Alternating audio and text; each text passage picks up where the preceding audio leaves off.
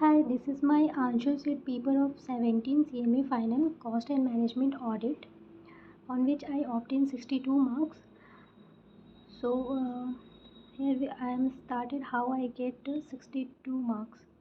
First of all, if I see MCQs, तो मैंने MCQs में कुछ भी मतलब लाइक जो भी लिखना था हमें कि हाँ मैंने ये आंसर कैसे लाया, वैसा तो एज सच मैंने कुछ भी एग्ज़ाम्स में नहीं लिखा था, फिर भी मुझे यहाँ पे फुल मार्क्स मिले हैं। जैसे कि आप देख सकते हो यहाँ पे मुझे फुल मार्क्स मिले हैं। जैसे क्वेश्चन नंबर 1A में मुझे टोटल 10 MCQ थे, और फिर 1B में एक सम्स था जिसमें टोटल 5 MCQ करे गए थे, यानी कि टोटल 15 MCQ थे एंड 2 मार्क्स ईच थे। तो मैंने पहला वाला जो करा था वो मेरा करेक्ट था, तो उसमें मुझे 2 मार्क्स मिला था। सेकंड भी मुझे 2 मार्क्स मिले थे। थर्ड वाला मेरा आंसर गलत हुआ था। ये बहुत ही सिली मिस्टेक था मेरा एग्ज़ाम के टाइम पे, जैसे मैंने पेपर सबमिट किया था और मुझे ध्यान में आया कि नहीं, ये तो कॉस्ट अकाउंटिंग स्टैंडर्ड 17 नहीं होगा, ये कुछ और ही कॉस्ट अकाउंटिंग स्टैंडर्ड्स के बारे में बात कर रहा था। तो कभी कभी एग्ज़ाम में ये भी होता है कि हमें आता हुआ चीज़ भी बहुत मतलब गलत हो जाएगा और हमें समझ में भी नहीं आएगा कि वो गलत हो चुका है। इवन मतलब इतना कॉन्फिडेंटली आप उसको गलत करोगे ना कि आपको पता भी नहीं चलेगा कि वो गलत कब हो गया। देन उसके बाद मेरा क्वेश्चन नंबर अगर 4 में आ जाते हैं तो वहाँ पर भी मैंने सही लिखा था, मेरे 2 मार्क्स मिले थे। फिर जो मेरा 5 था, और ये वाला भी सेम मेरे साथ, इसमें भी वही गलती हुई थी। लाइक मुझे जैसे मैंने पेपर सबमिट करा और मुझे ध्यान आया कि नहीं, ये डिटेक्शन रिस्क नहीं होगा, जो क्वेश्चंस था हमारा वो नहीं होगा इसका आंसर। तो फिर क्या कर सकते, पेपर तो सबमिट हो गया। तो आप ध्यान रखना कि आप जब भी पेपर लिखो तो मेक श्योर करना कि आपके पास एंड में 5 मिनट्स बचे, क्योंकि उस टाइम पे हम देख पाते हैं कि एक्चुअली में पेपर क्या हुआ है नहीं हुआ है। तो जब भी पेपर आप करो तो ये नहीं कि पूरा धड़ाधड़ करे जा रहे हैं।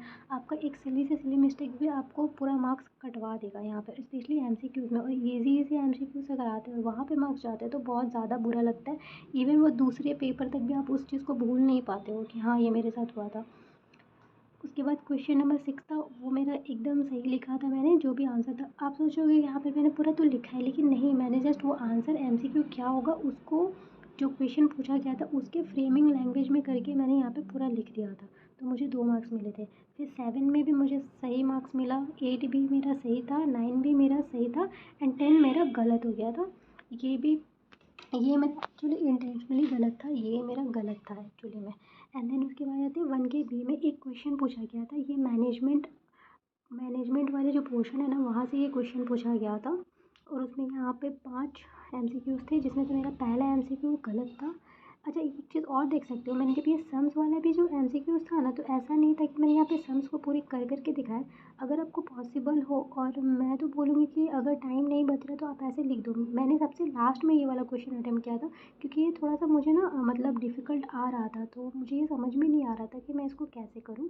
तो मैंने इसको बहुत लास्ट एंड में करा था, लाइक लास्ट के 10 मिनट बचे होंगे, उससे भी कम टाइम पे मैंने इसको करा था, ठीक है। तो ऐसा नहीं है, आप जगह छोड़ के रख दो MCQs के लिए, अगर आपको हो पाता है तो कर लो, नहीं हो पाता है तो नहीं करो। बट मैं बोलूँगी कि अगर आपको सम्स अगर देते हैं ना MCQs में, यहाँ पर सेक्शन A के 1B में, तो इट्स पॉसिबल, अगर आपको होता है तो सम्स को बनाओ। और अगर आपको लगता है टाइम नहीं है, नहीं बना पा रहे हो, तो भी आपको मार्क्स मिल जाएगा। जस्ट आप कैलकुलेटर में जैसे से फटाफट करो और उसको आंसर जस्ट पुट कर दो। जैसे कि आप देख रहे हो 1 में तो मेरा गलत हो गया था, फिर 1 का जो 2 है वो वाला सही था मेरा, तो मुझे 2 मार्क्स मिला था। 3 भी मेरा सही था, 4 भी मेरा सही था एंड 5 भी मेरा सही था। 5 में ये जो चीज़ था ना, ये यहाँ पे कंक्लूज़न एक लिखना था, तो ये कंक्लूज़न मैंने लिखा था प्रॉपर, तो मुझे ये मार्क्स मिला था। अदरवाइज़ अगर आप इसको चूज़ भी कर देते हो ना, तो भी आई थिंक जैसे सब में मार्क्स मिल गया तो इसमें भी मिल जाता, ठीक है। एंड देन उसके बाद आ जाते हैं, मैंने क्वेश्चन जो सेक्शन बी था, तो मेरा सबसे पहला approach cost and management audit में यही था ना, मुझे पता था कि थ्योरीज़ में क्या होता है ना कि आप उसमें लिखोगे, सोचोगे, टाइम कंज्यूमिंग होगा। तो बेस्ट है कि आप सबसे पहले कॉस्ट एंड मैनेजमेंट ऑडिट में सबसे पहले जितने भी सम्स आए हुए हैं पेपर में, सबसे पहले वो सम्स कर लो। अगर आपको आता है तो सबसे पहले सम से स्टार्ट करो, क्योंकि वहाँ पे फुल फ्लेज मार्क्स आपको ईजिली मिल जाते हैं। फुल फ्लेज मार्क्स अगर आपको लेने हैं कॉस्ट एंड मैनेजमेंट ऑडिट में, तो सबसे बेस्ट है कि आप सम से स्टार्ट करो, और इम्प्रेशन भी बहुत अच्छा बनता है, और क्वेश्चन भी कोई बहुत ज़्यादा टफ नहीं आता, आप उसको ईजिली बना पाओगे। ठीक है, तो मैंने सबसे पहला जो क्वेश्चन करा था यहाँ पर 4 का ए था, जहाँ पे value of the closing stock. ये जो क्वेश्चन है ये कॉस्ट अकाउंटिंग स्टैंडर्ड, आप देख सकते हो, कॉस्ट अकाउंटिंग स्टैंडर्ड से पूछा गया था। मुझे याद नहीं आ रहा ये कौन सा कैश था। ठीक है, तो ये जो कॉस्ट अकाउंटिंग स्टैंडर्ड से एक सम्स पूछा गया था, तो मैंने यहाँ पे सारा आंसर लिखा है, बहुत अच्छे से लिखा था इसमें लिख करके।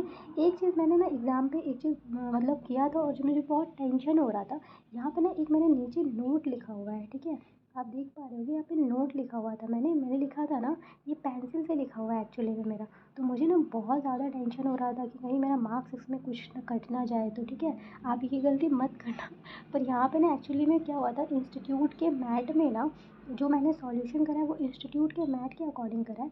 बट प्रीवियसली क्या होता था ना कि ट्रांसपोर्टेशन कॉस्ट वगैरह ना उसके रिलेटेड कुछ मैटर्स थे, तो वो प्रीवियसली ना डिमरेज चार्जेस में, जैसा मैंने यहाँ पे लिखा हुआ है एज़ पर द कैश, कौन सा कैश था वो मुझे याद नहीं आ रहा था, इसलिए मैंने ना कैश का नाम नहीं मेंशन करा था। मतलब मैंने जब नोट भी लिखा था पेंसिल से लिखा हुआ था, मैंने लिखा था कि demurrage charges levied by the transporter shall not be includable. ठीक है, जो कि क्वेश्चन में दिया हुआ था डिमरेज चार्जेस एंड। ठीक है, तो ये पास्ट क्वेश्चन के हिसाब से, अगर पास्ट एग्ज़ाम्स के हिसाब से देखोगे तो वहाँ पर लिखा हुआ था कि आ जाता था, वो लोग ले लेते थे। बट इंस्टीट्यूट अपने मैट में ना डिमरेज चार्जेस को, जो कि सही भी है, जो कि अब अमेंडमेंट वगैरह अगर आपको देख लो, पहले क्वेश्चंस में भी अमेंडेड नहीं होंगे, इसलिए वो अभी भी तो बहुत लोग पास्ट पेपर्स को सॉल्व करते हो ना, तो उस पे देख लेना कि अमेंडमेंट्स क्या क्या है क्या क्या नहीं है, तो आप अपने मैच कर सकते हो क्वेश्चंस को। तो मैंने ये पेंसिल से लिखा था, तो मुझे बहुत टेंशन हो रहा था कि कहीं मार्क्स मेरा कट ना हो जाए। तो थैंक गॉड मेरा मार्क्स कुछ कट नहीं हुआ था। ऐसे वैसे भी बोला जाता है कि पेंसिल से लिखी हुई कोई भी बात, अगर मैंने इसको बहुत अच्छी बात भी लिखी होती ना, तो शायद तो भी कंसिडर हो सकता था, नहीं भी हो सकता था। बट मैंने यहाँ पे कुछ वैसा लिखा हुआ था, तो मे बी ये भी, अब मैंने लिखा तो सही बात ही है, पर उन्होंने क्या इसको कंसिडर करा है कि नहीं करा है मुझे नहीं पता। तो फॉर सेफ इन साइड, अगर आपको कहीं पे लगता है ना कि आपको लग रहा है कि नहीं मेरा आंसर ये हो सकता है वो हो सकता है, तो आप थोड़ा सा रिस्क ले करके ना, ये पूरे पेपर में वो काम मत करना, बट पेंसिल से लिख सकते हो आप। मतलब मैंने तो ये करा है, पेंसिल से ही लिखा हुआ, मेरा जो नोट है वो पूरी पेंसिल से लिखा हुआ है। ठीक है, मैंने ये पेंसिल से लिखा हुआ था एग्ज़ाम पे, और मैं ना इसको एक्चुअली में मिटाना चाहती थी पेपर सबमिट करने से पहले, पर मेरे पास एकदम टाइम नहीं था, तो मैं इसको मिटा भी नहीं पाई थी। और मुझे मतलब जैसे मैंने पेपर सबमिट किया, मुझे बस यही था कि मैंने उसको मिटाया नहीं है, तो ये प्रॉब्लम हो गया था मेरे साथ। ठीक है, तो अब मुझे नहीं पता कि ये पेंसिल से लिखा हुआ नोट को उन्होंने किस हिसाब से कंसिडर करा है, बट अगर आप कोशिश करना कि आप ऐसी कोई चीज़ें अगर आप करते हो, तो आप अपने ओन रिस्क पे थोड़ा सेफ साइड के लिए भी इसको कंसिडर कर सकते हो। 10% पर मैं बोलूँगी कि नहीं लिखना तो फार बेटर है। ठीक है, एंड देन उसके बाद 4B में मैंने क्या करा था, कंप्यूटेशन, यहाँ पर असेसेबल वैल्यू का एक क्वेश्चन आया था, तो मैंने यहाँ पे पूरी असेसेबल वैल्यू का क्वेश्चन बहुत अच्छे से सॉल्व करा था, और असेसेबल वैल्यू निकाला था। एंड ये जो मेरा नोट है ये मेरा पेन से है। ठीक है, तो ये नोट देना पड़ता है आपको एग्ज़ाम में, वैसे भी सारे नोट्स आपको प्रॉपर, सारे जो भी क्वेश्चन पूछे गए हैं, जितने भी उन्होंने उसमें एडजस्टमेंट दिए, सारे एडजस्टमेंट को रिलेटेड या तो आप पूरा सम्स में कर दो, और अगर कुछ कुछ एडजस्टमेंट जैसे है वो नहीं आते, जैसे interest on working capital shall not form part of the cost of production, तो ये नहीं आता, ये क्वेश्चन में दिया हुआ था, तो मैंने इसको यहाँ पे नोट लिख दिया कि ये नहीं आता है। अगर आप इसको सिंपली छोड़ दोगे ना, तो मे बी हो सकता है कि आपका आंसर में जो मार्क्स मिला है आपको, वो मार्क्स डिडक्ट हो सकता है। तो इट इज़ ऑलवेज प्रेफरेबल कि जितने भी एडजस्टमेंट दिए हुए हैं उनका आपने क्या करा है, या तो आप सम्स में दिखा दो, या फिर आप उसका एक नोट्स दे दो कि हाँ भाई ये वाला नहीं आएगा, तो यहाँ पे मैंने ये नहीं करा हुआ है। ठीक है, एंड देन उसके बाद मैंने एक क्वेश्चन करा था 5। अच्छा एक चीज़ और देख सकते हो आप, जब मैंने क्वेश्चंस करे थे ना, तो मैं एक चीज़ था कि 4 के A एंड 4 के B में ना प्रॉपर सम्स ही था, तो मैंने सबसे पहले 4 का A एंड 4 का B करा था। ठीक है, 4 का A एंड 4 का B मैंने करा था। ठीक है, देन उसके बाद मैंने 5 का A करा था। 5 का A में यहाँ पर था आपका रिकॉन्सिलेशन स्टेटमेंट, जो कि मैंने पूरे बहुत अच्छे से करे थे, एंड देन मेरे को यहाँ पर मिल गए थे 7 मार्क्स। तो अभी तक मेरे को तीनों सम्स में मिला करके 21 मार्क्स मिल गए थे। और MCQs में आप मुझे देख सकते हो, MCQs में मुझे टोटल मेरा MCQs कितना गलत हुआ था। एक MCQ, दो MCQ, तीन, चार MCQ और एक, हाँ 4 MCQs मेरे गलत हुए थे। यानी कि मेरे को MCQs में 22 मार्क्स मिल चुके थे एंड 21 मार्क्स तो मेरे सम्स में ही मिल चुके थे। तो यानी कि टोटल अगर आप देखोगे तो 43 मार्क्स सिर्फ मेरे MCQs पे और मेरे सम्स पे ही आ गए थे। यानी कि टोटल पेपर मैंने 30 प्लस 21 अगर आप देखो तो 51 में मेरे को 43 आ चुके थे। यानी कि मैं पास तो यहीं हो गई थी। ठीक है, अगर आप ये अप्रोच रख के चलोगे ना, आप देख लो, मैंने एक भी थ्योरी अभी तक नहीं करा है और मेरे को यहाँ पर सम से ही सिर्फ MCQ एंड सम से ही मेरे को पासिंग मार्क्स तो आ गए। अब जो भी लड़ाई करनी है आपको, वो सिर्फ एग्जामिशंस के लिए लड़ाई करनी है। एज तो मेरा थ्योरी में प्रॉब्लम ये हुआ था ना कि थ्योरी में आपको बताती हूँ मैंने क्या ब्लंडर करा था। थ्योरी में जैसे मैंने सबसे पहले 2 का ए लिखा था, तो वहाँ पे कॉस्ट ऑडिट के रिलेटेड कुछ क्वेश्चन थे। तो सबसे पहले मैंने लिखा था कि कॉस्ट ऑडिट, क्वेश्चन उन्होंने जस्ट पूछा था कि आप ये बताओ scope of the cost audit क्या होता है। तो मैंने scope of the cost audit से पहले एक अच्छा प्रेफरेंस देने के लिए मैंने क्या करा था कि कॉस्ट ऑडिट एक्चुअली में क्या होता है। तो मुझे डेफिनेशन पता था, तो मैंने कॉस्ट ऑडिट का डेफिनेशन लिखा था। ये सब चीज़ें कुछ अच्छी अच्छी चीज़ें होती है, अगर आप जितना आपको आता है और उससे रिलेटेड कुछ और भी आता है जो कि आपको लगता है कि एक्चुअली में लिख देना चाहिए, जिससे आपको मार्क्स मिल जाएगा, वो लिख दो।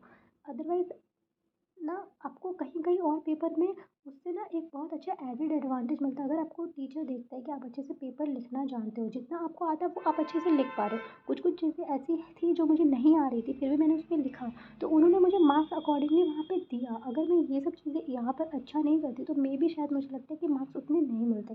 तो मैंने कॉस्ट ऑडिट लिखा and then scope of cost audit की क्वेश्चन 7 मार्क्स का था, देख सकते हो।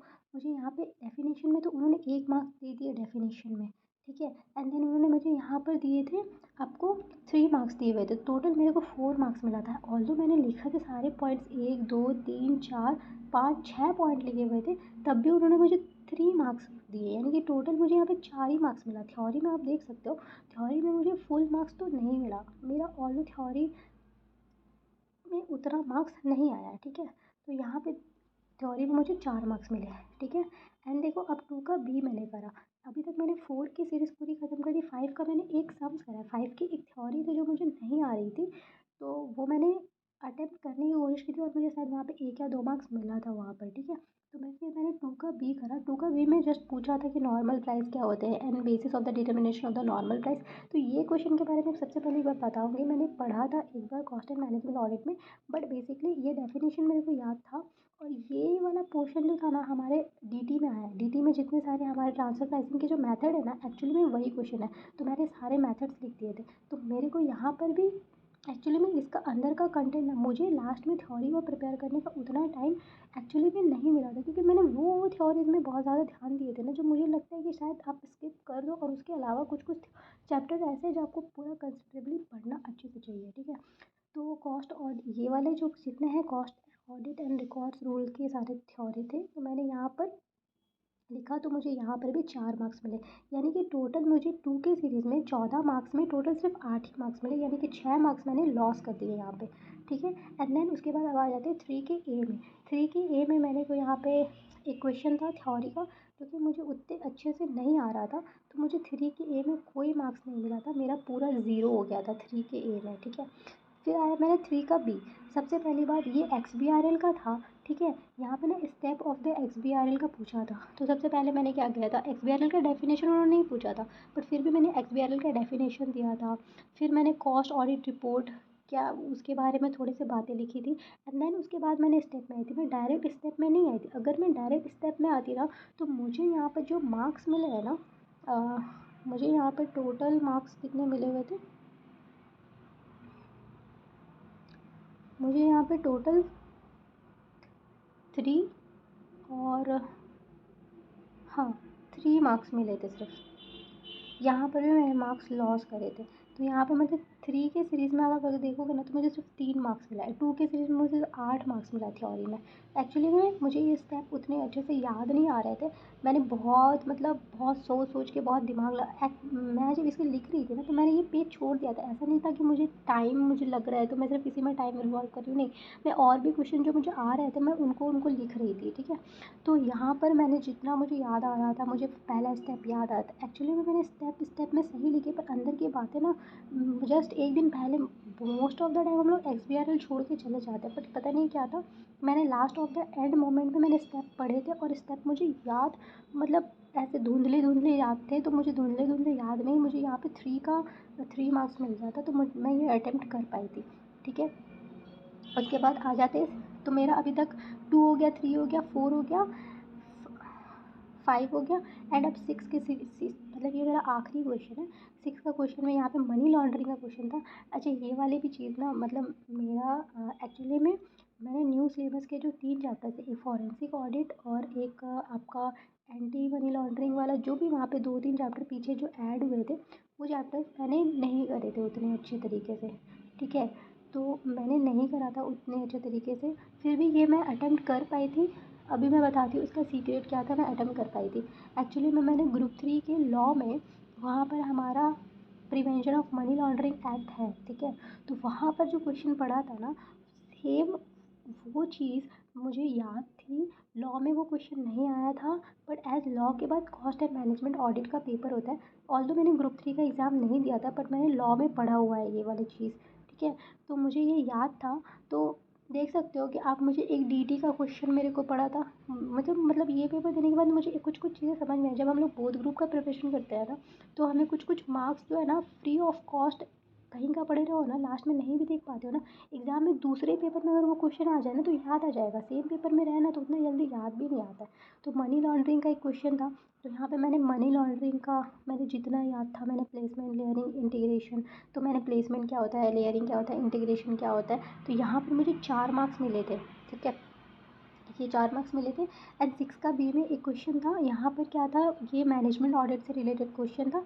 तो मैनेजमेंट ऑडिट में यहाँ पे पूछा गया था कि उसका ऑब्जेक्टिव क्या है। एक्चुअली में ऑब्जेक्टिव पूछा था, तो मुझे ऑब्जेक्टिव के सारे पॉइंट्स याद नहीं आ रहे थे। मैंने सिर्फ 4 पॉइंट्स लिखे थे, और मैंने मैनेजमेंट ऑडिट का जो डेफिनेशंस वगैरह है वो मैंने सारे लिखे थे, ठीक है। तो मुझे यहाँ पर मिले थे टोटल मार्क्स, टोटल यहाँ पे मुझे 3 मार्क्स मिले थे, ठीक है।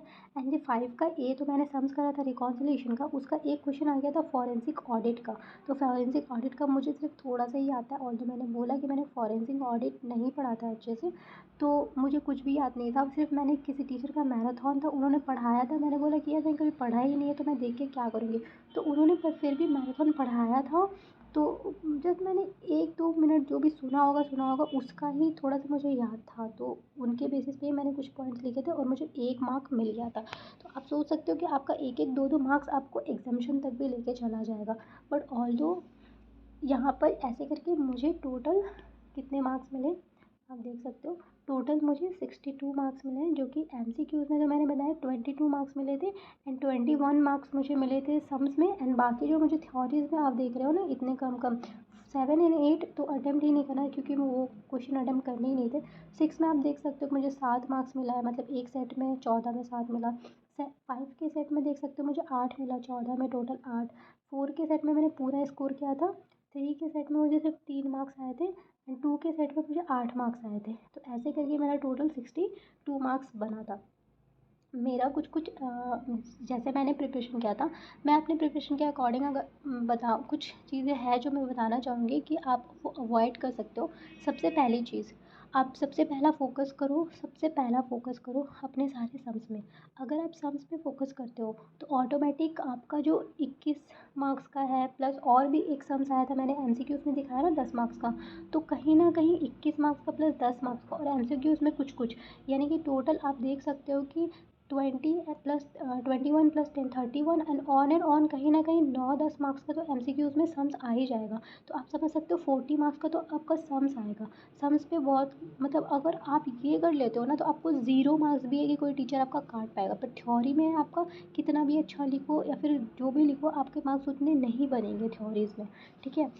और दूसरी बात, अगर आप जब थ्योरी करने जाते हो ना, तो मेरे रिकमेंडेशन के हिसाब से जो मैंने नोटिस करा, जो मैंने अभी तक के पेपर्स देखे न्यू सिलेबस के, तो मेरा सबसे पहला यही रहेगा ना कि आप जो थ्योरीज है उस पे, जैसे हम लोग बोलते हैं ना कि सारे थ्योरीज पे फोकस करो, ये इंपॉर्टेंट है। बहुत लोग बोलते हैं इंटरनल ऑडिट वाला, आई एक्सेप्ट कि इंटरनल ऑडिट वाले सम्स आते हैं, बट जो इंटरनल ऑडिट वाले जो थ्योरी आते हैं ना, सॉरी, इंटरनल ऑडिट वाले जो थ्योरी आते हैं ना, वो एक सेपरेट सेट पे आते हैं, वो किसी सम्स के साथ मिक्स करके नहीं आते हैं। तो अगर वो आप सेट छोड़ भी दोगे ना, 2 सेट था जैसे मैंने बोला 7 एंड 8, जो मैंने छोड़ा वो इंटरनल ऑडिट कहीं न कहीं एक में था और एक में कुछ और ही था जो मुझे याद नहीं आ रहा है। तो वो उन सेट में आप टोटली स्किप कर सकते हो। और इंटरनल ऑडिट इतना बड़ा है ना, इतना बड़ा है कि अगर आपको वो याद कर भी लो ना और एग्ज़ाम पे लिख भी दो ना, तो पूरी थ्योरी नहीं हो पाएगी आपसे। तो इट्स बेटर कि आप फॉरेंसिक ऑडिट पे ध्यान दो। आप पीछे का जो साइबर वाला, जो भी एंटी मनी लॉन्ड्रिंग वगैरह वाले जो आए हैं, वो वाला, उस पे बिज़नेस इंटेलिजेंट वाले जो टॉपिक्स आए हुए हैं उन पे ज़्यादा ध्यान दो, वो न्यू टॉपिक्स हैं उन पे ध्यान दो। एंड देन उसके बाद आप मैनेजमेंट ऑडिट के जो थ्योरीज है उन पे सबसे ज़्यादा ध्यान दो। उसके बाद आप आओ बेसिक वाले चैप्टर पे ध्यान दो। एंड देन उसके बाद cost records and audit rule वाले जो थ्योरीज है उन पे ध्यान दो।